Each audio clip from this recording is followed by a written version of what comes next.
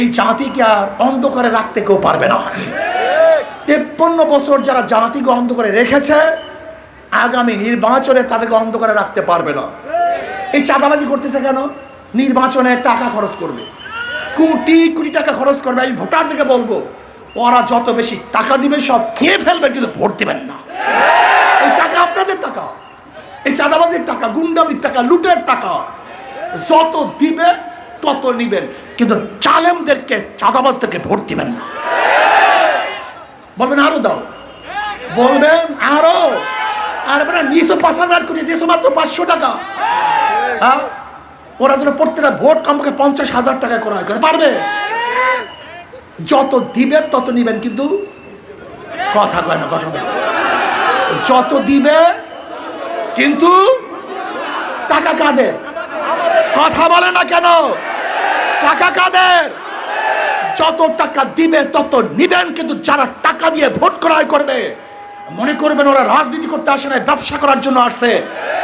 ওদের ব্যবসায় হারিকান ধরাইয়া দিবেন, লাভবাতি ধরাইয়া। কি রাজি আছেন ইনশাআল্লাহ? জনগণ বাবারা, আমি গরিবদের আরেকটা কথা বলি, আমার বক্তব্য শেষ করব।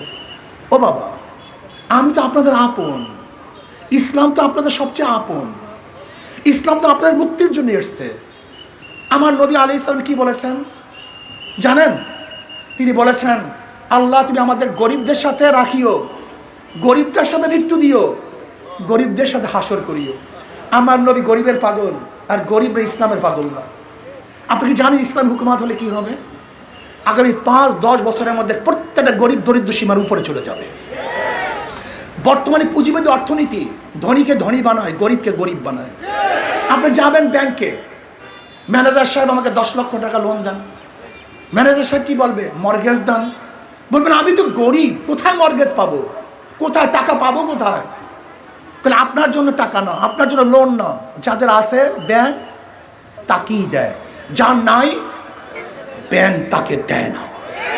অর্থাৎ ধনীকে ধনী বানায়, গরিবকে। বর্তমান পুঁজিবাদী অর্থনীতি 1000 বছর চললেও কোনো গরিব ধনী হবে না।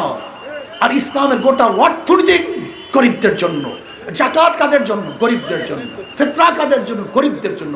মানত কাদের জন্য? গরিবদের জন্য। ওসর কাদের জন্য? গরিবদের জন্য। দান কাদের জন্য? সবই গরিবদের জন্য। ইসলামের গোটা অর্থনীতি গরিবদের জন্য।